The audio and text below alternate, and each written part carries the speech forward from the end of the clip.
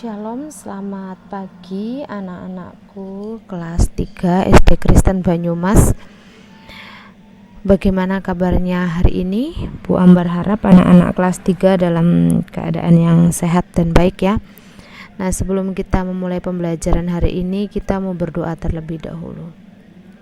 Tuhan Yesus, sebentar kami mau belajar. Tuhan tolong kiranya materi yang disampaikan boleh anak-anak mengerti dengan baik.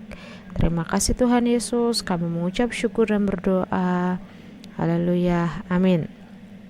Oke, hari ini kita akan belajar di tema 1 subtema 3 pembelajaran yang ke-1 dan yang kedua ya. Tapi sebelum memulai pembelajaran hari ini, Bu Ambar evaluasi dulu selama 2 subtema ya. Waktu itu Bu Ambar sudah sempat jelaskan bahwa di buku tugas supaya ditulis format lengkap, tetapi Bu Ambar temukan beberapa lembar jawab atau tugas siswa yang tidak ada format lengkap. Bu Ambar sudah tegaskan bahwa sebelum kalian menuliskan jawaban, di bagian atas silahkan dituliskan tema, subtema pembelajaran ya. Kalau misalnya hari ini pembelajaran 1 dan 2, maka kalian perhatikan tugas yang Bu Ambar berikan itu dari pembelajaran 1 atau 2. Jika kalian bingung, tuliskan saja di bagian atas pembelajaran 1 dan 2. Seperti itu, digabung jadi 1 ya, untuk memudahkan nanti supaya nilai kalian dimasukkan ya. Oke, hari ini kita akan belajar tentang hewan ya. Kemarin kita sudah belajar tentang manusia, sekarang kita akan belajar tentang hewan. Di sini kita tahu bahwa hewan termasuk makhluk hidup. Ada banyak sekali hewan ya yang ada di sekitar kita ya. Nah, hewan juga memiliki ciri-ciri sebagai makhluk hidup. Apa ciri-ciri hewan sebagai makhluk hidup ya? Nah, kita bisa baca di bacaan berikut ini ya. Nah, bisa anak-anak simak hewan di sekitar kita. Berdasarkan tempat habitatnya, hewan dibedakan menjadi 2 jenis. Ada hewan yang hidup di darat, ada juga hewan yang hidup di air. Habitat darat antara lain hutan, padang rumput, dan gurun pasir. Contoh hewan apa saja yang hidup di tempat-tempat seperti itu ya? Ada monyet, harimau, ya, orangutan, dan lebih banyak lagi. Lalu ada habitat hewan air. Habitat hewan air sendiri dibedakan menjadi 2, yaitu air tawar dan air laut. Contohnya yang hidup di air tawar ya, yang di air tawar dulu ya, itu ada ikan lele ya, dan ikan nila, ikan gurame, dan yang lain-lain. Sementara kalau yang di air laut itu biasanya ikan-ikan yang besar ya. Nah, ini contoh-contoh hewan yang hidup di air, ada ikan mas dan cumi-cumi. Namun ada juga hewan yang dapat hidup di 2 tempat, yaitu di darat dan di air. Contohnya apa? Hewan yang hidup di 2 tempat yaitu katak ya. Sama seperti makhluk hidup lainnya, hewan membutuhkan makanan. Nah, berdasarkan jenisnya kemarin kita sudah belajar 3 jenis pengelompokan makanan hewan ya. Ada karnivora, herbivora, dan omnivora. Karnivora itu adalah hewan yang memakan bagian dari tubuh hewan lain, yaitu daging, pemakan daging ya. Contohnya singa dan harimau ya. Singa makan rusa, harimau makan kijang. Nah, yang berikutnya herbivora adalah hewan yang memakan bagian dari tumbuhan, yaitu buah dan daun. Contohnya apa? Kuda makan rumput ya, kuda nil juga. Yang berikutnya ada omnivora, adalah hewan yang dapat memakan bagian dari tubuh hewan dan tumbuhan, jadi pemakan segalanya. Contohnya apa? Ini ada cacing ya, cacing dan biji-bijian ini ya. Contoh hewannya omnivora apa? Ada ayam. Ayam itu makan semuanya, daging makan, tumbuhan seperti biji-bijian juga makan ya. Setiap makhluk hidup mengalami daur hidup. Apa itu daur hidup? Daur hidup adalah segala fase perubahan yang dilalui oleh makhluk hidup sejak kecil hingga dewasa. Nah, begitu juga hewan ya, mengalami yang disebut dengan daur hidup. Nah, ini ada contoh daur hidup angsa ya.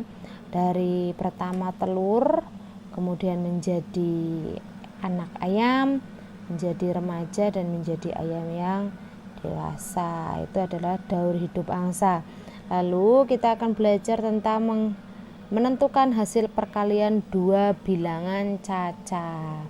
Besok kalau pada saat Zoom, Bu Ambar akan sampaikan lagi terkait tentang perkalian dua bilangan cacah ya. Nah, di sini ada seorang anak bernama Jaka memelihara ayam di rumahnya. Ayam milik Jaka bertelur. Lalu Jaka membantu ayam mengambil telur di kandang dan menatanya. Ini ada jumlahnya 15, yang ini 15 ya. Banyak telur tersebut dihitung menggunakan penjumlahan berulang. Penjumlahan berulang yang sama disebut perkalian. Ingat ya, penjumlahan berulang yang sama disebut perkalian ya. Nah, ini berikut bentuk perkaliannya ya dari penjumlahan berulang. Banyak telur 15 ditambah 15 ditambah 15 berarti sama dengan 3 kali 15. 3-nya dari mana ini? Jumlah 1, 2, 3. 15-nya ada 3 ya, berarti 3 kali 15 45. Lalu perkalian bilangan dapat diselesaikan dengan banyak cara ya. Nah, ini caranya ada yang bersusun panjang, ada bersusun pendek ya. Nah, kalau cara bersusun panjang 14 kali 3 berarti ini seperti ini ya. Nah, ini ya 125 dikali 3 ya. 100-an, 20-an, 6 satuan. Ini bukan 6 ya, ini salah, ini 5 satuan. Ini sih yang belakang 5 ya, bukan 6. Nah, lalu yang 3 ini adalah satuan. Cara menghitungnya dari belakang dulu. 5 dikali 3 berapa? 15. Tulis di sini 15 ya. Lalu 2 dikali 3 6. Tapi ini kan puluhan, jadinya 60 seperti ini ya. Lurus ya, lurus. Lalu 1 dikali 3 3, tapi ini ratusan, jadinya 300. Ini tinggal dijumlahkan ya. Ini puluhan dengan yang bawah ini sejajar, jadi sama penulisannya. Tinggal dijumlahkan 5 diturunkan 1 tambah 6 tambah 07, 3 turunkan. Berarti 125 dikali 3 adalah 375. Lalu ini yang di bawah ada cara bersusun pendek ya. Nah, cara bersusun pendek ini menurut Bu Ambar lebih sederhana, lebih mudah ya. 5 dikali 3 15 ya, nyimpan 1 di sini, nabung. Lalu 2 dikali 3 6 tambah 1 7. 1 kali 3 3 ya. Itu ya, jadi 375. Untuk tugas di pembelajaran yang ke-1 ini, silakan anak-anak buka halaman 66, itu ada mari beraktivitas 2 ya. Nah, itu dikerjakan nomor 1 dan 2 menggunakan bersusun panjang dan pendek. Jadi soal nomor 1 dikerjakan 2 kali seperti ini, bersusun panjang, bersusun pendek. Begitu juga nomor 2 ya.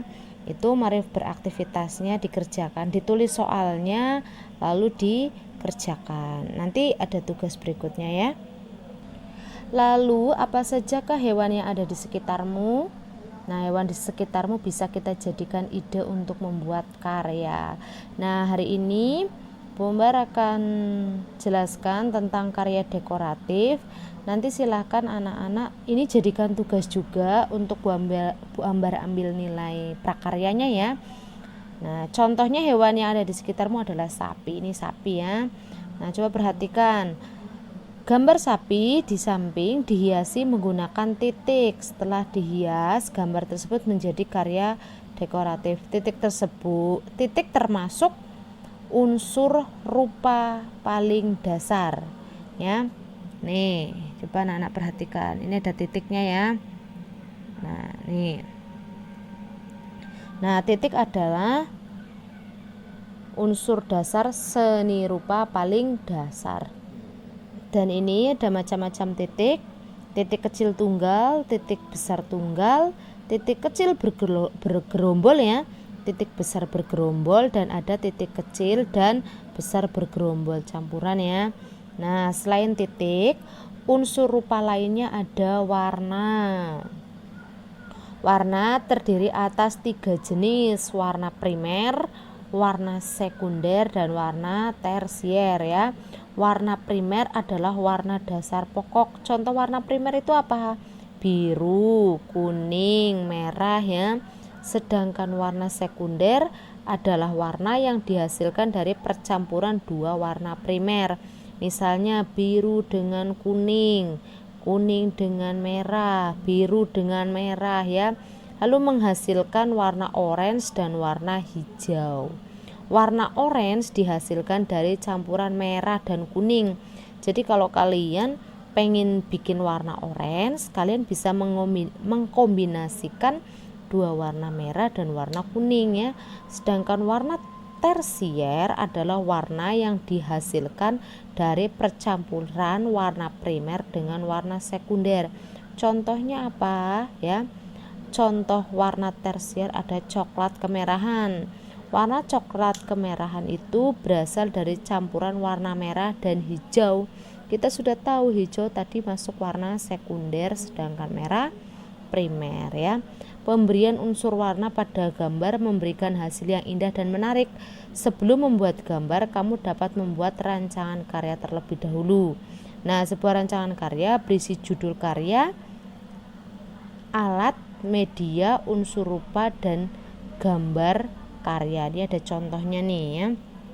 Contoh karya hasil dekoratif, ada judulnya rancangan gambar dekoratif sapi. Di sini disebutkan alat-alatnya, ada pensil, penghapus, penggaris, spidol, dan pensil warna. Ini ada gambar karyanya, diberi keterangan gambar sapi yang akan dihias dengan titik. Lalu di sini medianya ada kertas gambar dan unsur rupanya titik dan warna ya. Nah, nanti silakan anak-anak buka di halaman 67 di Mari Beraktivitas 3. Di situ ada tugas ya. Ada tugas. Buatlah rancangan karya dekoratif.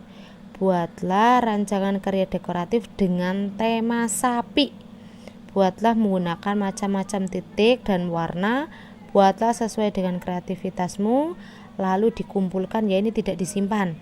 Dikumpulkan ke sekolah ya. Nanti di kertas A4 ya. Sesuai contoh ini juga boleh ya. Buat dengan hasil karya sendiri, kreativitas sendiri tidak masalah. Gambarnya bertema sapi. Oke. Kita lanjut ya. Lalu untuk tambahan, tadi kan Bu Amber sudah suruh kalian mengerjakan di Mari Beraktivitas 2 ya, hanya ada 2 soal. Nah, untuk Mari Beraktivitas 2 ditambahi ini, yang poin C ya, nomor 1 sampai 5 ya, dikerjakan di buku tugasnya. Ini masih pembelajaran 1, jangan lupa diberi pembelajaran 1, nanti yang dikerjakan apa saja. Nah, kita mau lanjut ke pembelajaran yang kedua ya. Ciri-ciri makhluk hidup diantaranya bisa bergerak ya. Gerak hewan di sekitar kita banyak macamnya. Contohnya apa? Ada kijang bisa berlari, katak dan kelinci melompat. Bagaimana dengan gerak berlari dan melompat yang dilakukan oleh manusia ya? Gerak berlari dan melompat dapat dikombinasikan. Bagaimana caranya? Ini kalian bisa lihat pada gambar di bawahnya. Ini yang ini ya. Nah, gerak berlari dan melompat termasuk gerak lokomotor. Gerak lokomotor itu apa? Gerak berpindah tempat ya. Nah, lalu bagaimana mengkombinasikan gerak melompat dengan berlari ya? Kombinasi gerak berlari dan melompat diawali dengan berdiri. Nih contohnya. Berdiri, kaki dibuka selebar bahu dan pandangan ke depan. Perhatikan ini gambar di samping. Gerakan berlari dimulai dengan mengangkat satu kaki bagian kiri ya. Kemudian langkahkan kaki ke depan dengan posisi ditekuk seperti ini. Langkah kaki bersilangan dengan ayunan ini ya. Bersilangan, kaki kanan diangkat, kaki kiri ke belakang ya. Tangan ya, tangan kiri ya, maaf ya, tangan kiri. Nah, langkah bersilangan tadi ya, saat kaki kiri dilangkahkan ke depan, maka tangan kanan diayunkan ke depan. Saat kaki kanan dilangkahkan ke depan, maka tangan kiri diayunkan ke depan. Posisi badan gimana? Posisi badan dicondongkan ke depan. Gerakan melompat dimulai dari melakukan tolakan ke depan menggunakan satu kaki. Ini nih tolakannya ya. Satu kaki tolak langsung loncat ya. Loncat ya. Lalu kemudian melayang ya dengan menggunakan kedua kaki dan kaki depan. Posisi badan dicondongkan ke depan. Selanjutnya mendarat menggunakan kedua kaki dengan posisi ditekuk. Posisi badan dicondongkan ke depan dan kedua tangan diluruskan di depan dada untuk menjaga keseimbangan. Ini seperti yang ada di contoh ini ya. Nah, untuk mendapatkan lompatan yang jauh, lakukan gerakan melompat dengan awalan berlari. Ini contohnya nih. Ini anak-anak yang sedang bermain lompat jauh. Jadi sebelum anak-anak ini lari ya, mereka bersiap-siap dulu jalan, lari, tolak dan loncat ya. Selanjutnya kita ke bagian yang B di halaman 70. Nah, pernahkah kamu membantu orang tua merawat hewan, misalnya dengan memberi makan? Membantu orang tua merupakan perilaku mencerminkan sila kedua Pancasila. Masih ingat bunyinya? Ya, bunyi sila kedua yaitu kemanusiaan yang adil dan beradab, yang berlambang tali rantai ya. Nah, selanjutnya di C kita akan belajar tentang melengkapi bacaan tentang tentang daur hidup hewan berdasarkan gambar. Nah, kalian pernah lihat penyu enggak ini? Kalau pernah lihat di kebun binatang atau di mana ya, penyu termasuk dalam kelompok reptil atau hewan melata. Tubuh penyu dilindungi oleh cangkang yang keras. Nah, penyu kan punya cangkang yang keras ya. Fungsinya untuk melindungi tubuh penyu dari bahaya. Sebagai hewan yang hidup di laut, penyu pandai berenang. Penyu juga terbiasa makan hewan kecil di laut, misalnya zooplankton atau ubur-ubur. Zooplankton itu kayak sejenis plankton ya, plankton yang kecil-kecil banget itu ya. Nah, meskipun hidup di laut, penyu bernapas menggunakan paru-paru. Akan tetapi, penyu memiliki selaput tipis yang berguna untuk mengambil oksigen dalam air. Oleh karena itu, seluruh hidup penyu dihabiskan di laut kecuali penyu betina. Penyu betina itu sekali-kali naik, ngapain? Bertelur ya. Dia menggali lubang, terus lubang tersebut digunakan penyu betina untuk meletakkan telur. Telur-telur penyu akan menetas menjadi penyu atau tukik anak penyu ya. Jadi tukik, anak penyu bergerak perlahan menuju laut untuk berenang. Anak penyu akan memakan hewan-hewan kecil di laut, kemudian tumbuh dan berkembang menjadi penyu dewasa. Selanjutnya penyu muda tumbuh dan berkembang menjadi penyu dewasa dan siap berkembang biak. Kita lihat gambar ini ya. Maaf ya, salah. Nah, gambar ini nih. Perhatikan gambar berikut. Ini ada telur. menjadi anak. Oh, ini penyu dewasa. Penyu dewasa bertelur. Setelah bertelur, anak penyu tukik ya. Nah, setelah tukik lalu menjadi penyu dewasa, bertelur lagi, terus siklusnya seperti itu. Inilah daur hidup penyu ya. Nah, gambar menunjukkan daur hidup penyu. Penyu berkembang biak dengan cara bertelur. Telur-telur penyu akan menetas menjadi anak penyu atau tukik yang kemudian tumbuh dan berkembang menjadi penyu dewasa. Itu tadi pembelajaran yang kedua materinya. Nah, silakan sekarang anak-anak buka buku halaman 71, buku LKS, ada mari beraktivitas 3. Di situ kalian perhatikan gambar daur hidup cecak ya. Nah, dan ada bacaan rumpang. Di situ tugas kalian di pembelajaran ini adalah menuliskan kembali ini ya, daur hidup cecak ya, beserta dengan titik-titik. Titik-titik ini dari mana? Ini dari kalimat-kalimat ini ya yang ada di bawahnya. Sudah ada pilihannya. Contohnya daur hidup cecak. Cecak termasuk hewan dalam kelompok reptil. Cecak berkembang biak dengan cara bertelur. Nanti berarti berkembang biaknya ditulis di sini ya. Nah, ini ditulis soalnya dari sini sampai akhir ya. Nah, itu untuk tugas pembelajaran yang kedua. Mungkin ada dari anak-anak yang mau ditanyakan, nanti bisa japri saja ke WA sekolah ya. Nanti kalau misalnya ada yang kurang jelas, nanti Bu Ambar akan jelaskan kembali. Nah, demikian pembelajaran kita hari ini. Sebelum kita mengakhiri pembelajaran hari ini, Bu Ambar kembali ingatkan, jangan lupa pada buku tugas diberi tulisan tema, subtema, dan pembelajarannya.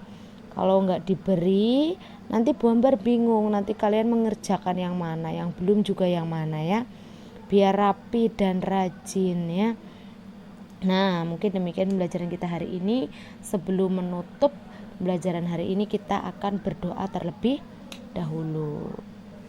Terima kasih Tuhan Yesus, kami telah belajar. Kiranya materi yang disampaikan boleh anak-anak mengerti dengan baik. Tuhan tolong anak-anak dalam mengerjakan setiap tugas-tugas yang diberikan. Terima kasih Tuhan Yesus, kami mengucap syukur dan berdoa. Haleluya. Amin. Oke, terima kasih. Cukup sekian pembelajaran hari ini. Sampai ketemu besok. Terima kasih. Tuhan Yesus memberkati.